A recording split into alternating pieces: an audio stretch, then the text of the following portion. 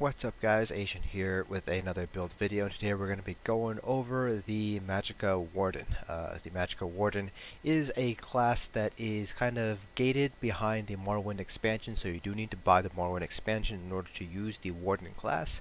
I find the Warden to be one of my favorite classes to play. It is kind of on a lower end of Magicka DPS, but it does present a unique challenge and unique feel, as well as a nice cheap ultimate, so you're able to use a consistent source of Master Architect, so Major Slayer, for your ranged DPS. So the Magicka Warden does bring some unique benefits to the table when it comes to raids. However, in competitive raid groups, those vying for the top leaderboard spots, Magicka Wardens don't really have a place. But like I said, in certain groups, depending on your raid team and what kind of level you are raiding at, Magicka Wardens can still pull very respectable DPS and do have the benefit of being a consistent source of Major Slayer for your ranged DPS. So just like our other build videos, we'll be going over gear first, then skills, CP point distributions, race. We'll talk about the rotation, kind of a skill prioritization there, the mentality behind the rotation, and then finishing us off with a 6 million dummy parse so you guys can get an idea of what the rotation will look like, and kind of what sustain it looks like, and all that stuff. So without further ado, let's go ahead and get started with the gear. We are going with the 5-1-1 setup, so we are going to be going with 5 light, 1 medium, 1 heavy, and we are going with a 5-piece set with an Asylum Staff. We're going with a 5-3-2 setup. So our monster helm is going to be Zaan's. Zaan's is the most powerful monster helm right now for Magicka DPS. It is kind of tempered a little bit by the fact that it only affects enemies within 10 meters of you, and it only affects one enemy, so it's not quite as strong as, for example, Ilambris or Grothar when it comes to AoE potential, but Zaan does exceed both sets when it comes to single target potential. So there are going to be plenty of fights where you're going to be within melee range of the boss, even though you're playing as a ranged DPS. So for example, in a lot of the Vet Craglorn trials, you'll be within 10 meters of the boss because you're pretty much going to be stacking and burning for a lot of the bosses there. But for fights like VAS or VMAW, where you will be a little bit more mobile, or the bosses are going to be very mobile, Zaan obviously loses its potential there. So make sure to keep a second ranged Magicka DPS set on hand. I recommend something like Skoria, Julianos, or Ilambris. All three of them are perfectly good choices for a Magicka Warden. I'd probably recommend Skoria over Ilambris or Julianos, just because Skoria you're guaranteed to get that hit in, compared to Ilambris where the boss can still move out of that proc. So keep Zaan on hand for those times where you're going to be within melee range of the boss. Otherwise, stick with Skoria. I do have a health enchant on my headpiece, and that's just because we are using Witchmother's Potent Brew for the added sustain, so we do need a health enchant in order to get our health up to an appropriate level. It doesn't need to be on your helm, it can be on any of the large body pieces that you have, so helm, chest, or legs. For our 5-piece, we're going with Master Architect. This is a dropped set that comes from Halls of Fabrication. So if you already have access to the Warden, you obviously already have access to Halls of Fabrication. So you're able to use this set. If you don't have Master Architect yet, you can go with a Julianos instead. So Julianos is a crafted set from Hrothgar, which requires 6 traits in order to craft. So you can go with Julianos or with Master Architect. Master Architect's going to pull out a little bit ahead. Plus it also gives your other DPS friends Major Slayer as well, which is a pretty nice buff to have. So Master Architect only comes in light armor, so you do need to have your monster helms in 1 medium and 1 heavy, so that's something to keep in mind as well if you do want to continue using a 5-1-1 setup. For our jewelry, I am on the PTS, so I do only have access to gold willpower, but willpower only comes in purple quality on the live server. So 3-piece willpower, I actually have to re-enchant my willpower, but I will have 1 regen glyph and then 2 spell damage glyphs. So you can go with 3 spell damage if you'd like. It's kind of up to you how you want to play around with that. Oops, wrong one. It kind of depends on how you want to play around with that. I found really no true DPS difference between using 3 spell damage versus 2 spell damage and a regen glyph. So kind of play around, see what your sustain is like, and if you feel like you need that extra sustain, then go ahead and add that additional regen glyph. So here we have 2 spell damage and 1 regen. For our front bar, we're going with a Perfected Asylum Inferno Staff infused with a fire damage enchant. You can go with an imperfect staff if you don't have a perfect staff yet. If you don't have access to either of the Asylum staves, then you can go with any old Inferno Staff. Just remember, it has to be infused with a flame damage enchant. You can go with an absorbed Magicka enchant if you'd like for some even more sustain. The additional sustain will really help you out in the longer fights, but the DPS difference between absorbed Magicka and flame damage pretty much starts to even out in the end, even on those longer fights. And for our back bar, we're going with a Maelstrom Inferno Staff fused with a weapon damage enchant. Not really too much to discuss there. Now, I am a Dark Elf mainly because we are using an Inferno back bar, but you can go with any of the other magically inclined races. So you can go with Altmer if you'd like, Bretons, or you can even go with Argonians. Argonians' Potion passive really helps out their sustain, but because they don't have as much additional max Magicka, they do end up pulling lower DPS than the other 3 races. Again, I'm just using Dunmer here because we're using Fire Blockade, but Altmer pull pretty comparable DPS to Dark Elves. For our Mundus Stone, I'm going with the Apprentice, but you can also go with the Lover. That's all going to depend on how much penetration you're getting from the group. So, for example, in my group, 2 raid groups, we only get Infused Torag's Crusher. We don't get the Alkosh debuff. So, I put a lot more points into Spell Erosion, but I could also use the Lover instead and take points out of Spell Erosion to hit the penetration cap. So the general rule is if you're going over the penetration cap of 18,200 when you use the Lover and you have all your debuffs up, then you're going to want to use the Apprentice instead. If you're going over by like 200 to 300, like 400, 500 max is what I would go with, then you can stick with the Lover, but generally speaking, if you're going to over penetrate with the Lover and you have all your debuffs up, just swap over to the Apprentice, because over penetration is a DPS loss.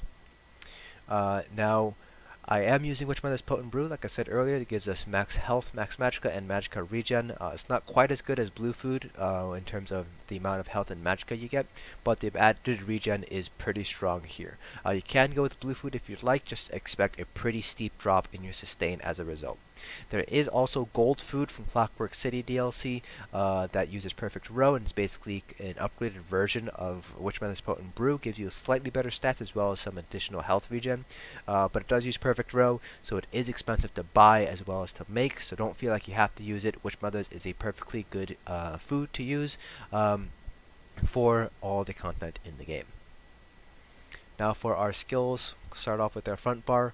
Crushing Shock, you can go with Force Pulse instead. Force Pulse will give you better DPS, but Crushing Shock does have that ranged interrupt, so that utility that you get from Crushing Shock cannot be ignored. Fetcher Infection.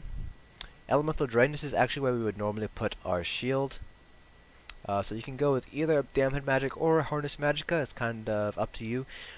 Dampen Magic will give you a little bit more survivability by giving you larger shields, but Harness Magicka will give you slightly better sustain because as long as you're getting hit by spell damage while your shield is up. So there is kind of the caveat of it gives you better sustain, but you need to sacrifice a little bit of shields in order to do so. I personally like to go with Dampen Magic for the additional survivability, but that's kind of up to you how you want to play around with it. Inner Light and Bird of Prey is what we have here, and then we have our Bear Ultimate, Guardian's Wrath. I'm actually going to deactivate it for right now, and Bird of Prey here. For our back bar, we have Winter's Revenge, Blockade of Fire, Blue Betty, Inner Light again, Lotus Blossom. This is kind of a flex spot. If you want to provide additional heals to the group, you can go with Lotus Blossom. Otherwise, you can just double bar Bird of Prey instead for the for the advanced species passive, because that's give you 2% additional damage done when you have Bird of Prey slotted. Then you have to double bar Eternal Guardian. So this is a pet build, but if you're going to use Master Architect, then you should use the bear. So now there are a couple of rearrangements that you can make with these bars depending on how you want to play around with it. If you have leveled your alliance your alliance skills up to, I believe it's 6 that you get guard. You can use Stalwart Guard instead of Bird of Prey on both bars here, so this is what your bars would look like. And basically what you would do is just you would use Stalwart Guard on one of your ranged DPS friends, so you guys can basically give both you and your friend Minor Force, which is a nice boost to your DPS. Ranged DPS don't actually have a source of Minor Force outside of maybe Twilight Remedy from the healer, so Stalwart Guard, putting that onto somebody like a Magicka Nightblade, which has that additional crit damage, can be a really nice boost to your group DPS. So it boosts both your personal DPS and somebody else's DPS, so it's a nice ability to use. Do keep in mind though that you will take more damage when you're using Stalwart Guard, because part of the damage that you're from the person you are guarding is going to be redirected to you. So that's something to keep in mind. You can actually die from taking too much damage using Stalwart Guard, so just be a little bit cautious when you use Stalwart Guard as to who you're protecting, and kind of keep an eye on your own health. Now, if you don't want to use Master Architect, you don't want to use the Bear, because the Bear ultimate does count as a pet, so in terms of things like the Mage's Chain Lightning and things like that. So for those non-pet builds, basically what you're going to want to do is for your front bar here, you're going to want to use Northern Storm, because that gives you an 8% additional Magicka boost. And then your back bar here, you kind of have two options here. You can go with either the Destruction Staff Ultimate Elemental Rage, which just gives you a lot very good cleave, so it gives a nice AoE effect. Or you can go with the Mage's Guild Ultimate Shooting Star. It's kind of up to you which one you want to do. I would recommend using Shooting Star for boss fights where you don't have a lot of adds, because Shooting Star does deal a little bit more single target DPS compared to the Destruction Staff Ultimate.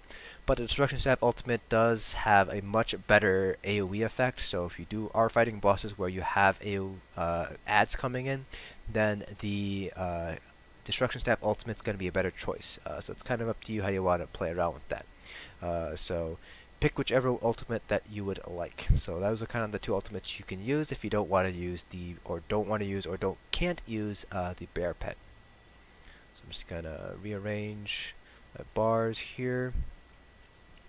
Okay, so now let's see, CP points. So we have 240 points to split across each of our 3 different nodes here.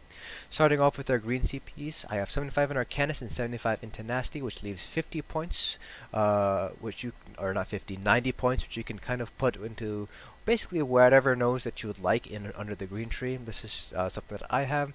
I have 31 to Shadow Ward, 20 into Tumbling, and 31 to Warlord. That helps conserve my stamina for those times where I need to use Break Free or when I need to block cast. For our blue CPs, so this is an optimized version for my 2 raid guilds where we only get Infused Torag's Crusher.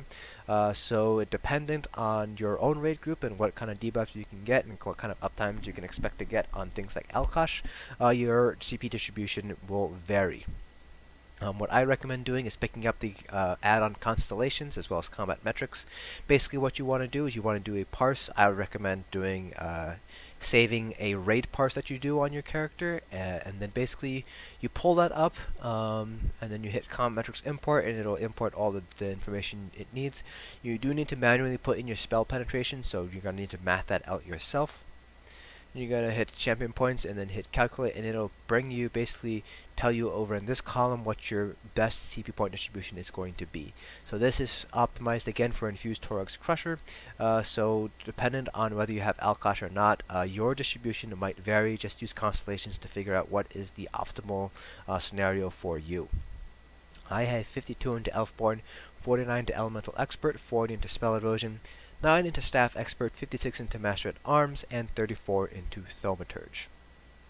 And finally, for our red CPs, I like to go with a one-size-fits-most scenario. So basically, can use the CP across all of the content with really good results. However, dependent on the content you're going to run in your own survivability, you might want to play around with your red CPs and redistribute them accordingly. For example, in Maul, where you're taking a lot of magic damage, you might want to pick points out of Hardy and put them into Elemental Defender in order to give you a little bit better survivability.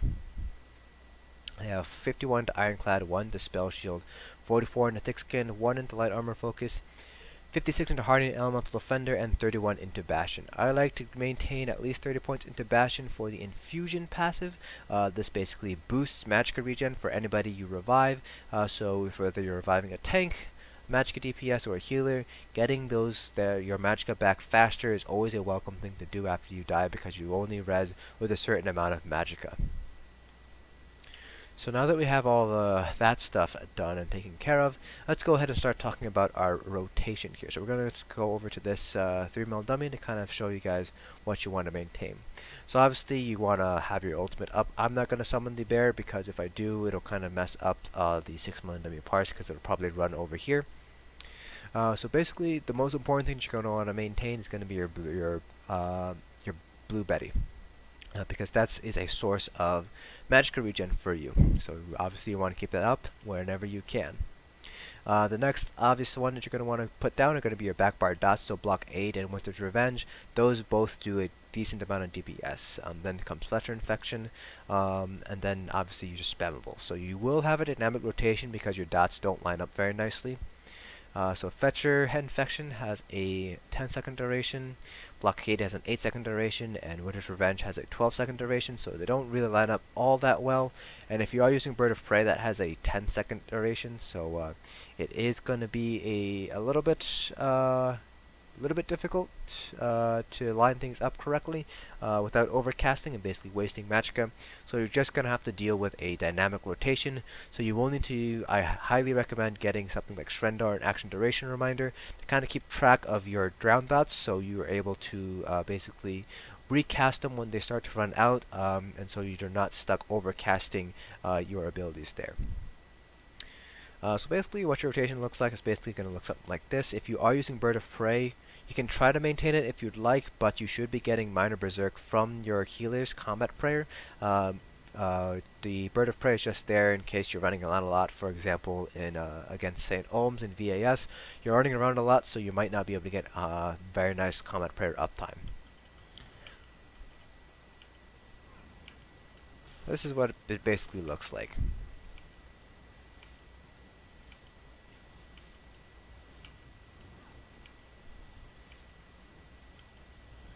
Now I don't really have a set location where I heavy attack.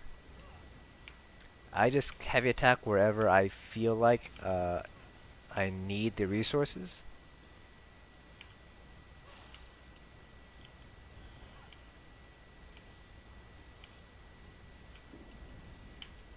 So that's pretty much it. So you can see here, it is a very dynamic rotation. I really don't have a set location where I heavy attack. I just tend to do it wherever I feel like I need the additional resources. So you basically want to keep an eye on your ground dots using Shrendar or Action Duration Reminder, so you're able to basically not overcast your dots. So now that that's all said and done, we can go ahead and get started with the 6mm parse as soon as we're out of combat here. So let's go ahead and summon our bear. There we go, and let's go ahead and get started.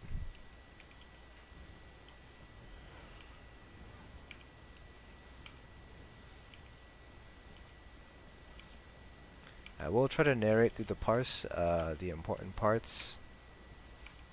But because this is a dynamic rotation, I will kind of be concentrating on maintaining my buffs and stuff.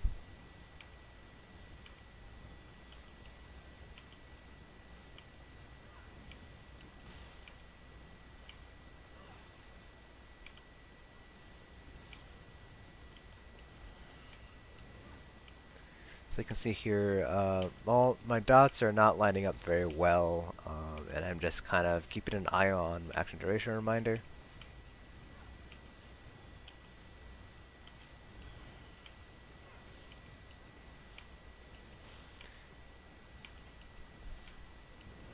So you can see here, it's very much like a Nightblade rotation where you have to bar swap very often.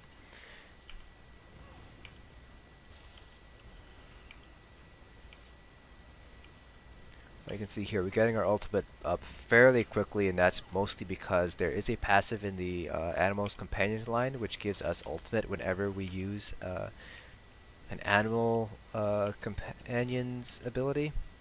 I believe it activates every 8 seconds, so it's actually not that bad. So basically every cast of Fetcher Inflection you're going to be able to get some additional ultimate. And so like I said, Magicka Wardens are really the best source of Minor Slayer. So while their DPS might not be the highest among ranged DPS, their ability to provide Major Slayer to the rest of your Magicka DPS can sometimes be pretty invaluable.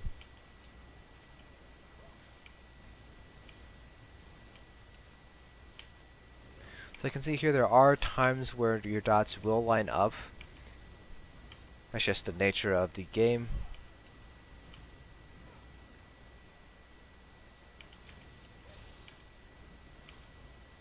Don't get too complacent with your potions. In terms of how much Magicka you have left, you still want to try to maintain a good amount of Magicka. Don't feel like because you have 20% Magicka and you have a potion coming up in 2 seconds that you can not heavy attack for a couple of rotations.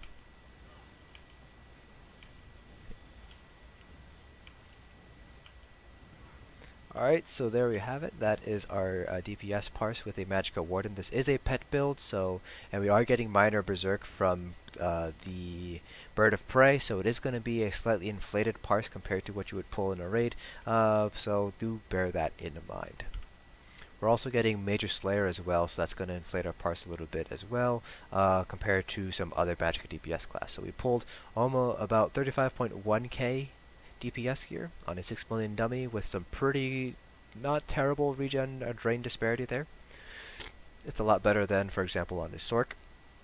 So this is a very respectable DPS parse here. We are using the Bear Ultimate, so that is giving us plenty of DPS, because you can see here that the Bear does do a nice amount of DPS there. So if you take a look here at Major Slayer uptime, 42%. That's pretty much what you can expect to see from a 6 million dummy parse. I've managed to hit pretty much no higher than 45% Major Slayer uptime when I'm using this in a raid, just because of the rate that you're getting ultimate back. So 40 to 45% Major Slayer uptime is kind of what you want to be shooting for if you are using Master Architect with a Bear ultimate.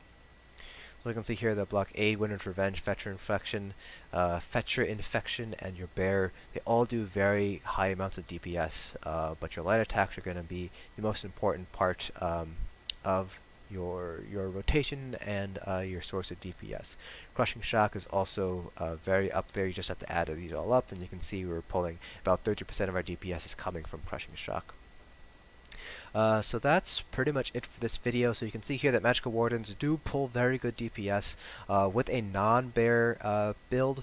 It does pull lower DPS. I think it pulls around 31k was my highest parse, around 32 I think. So you will lose DPS if you aren't using the Bear Ultimate, but it's still not terrible for a range Magicka DPS, especially when you consider that you can give your Sorks and Nightblades Major Slayer if you're using a Master Architect with the Bear Ultimate. There are only a handful of fights where the Bear can't be used, so have a non-pet build ready for those fights, but for all the other fights, Bear Ultimate is a pretty good ultimate to use. So that's it for this video. I hope you guys found it informative, and I will see you guys in the next dungeon.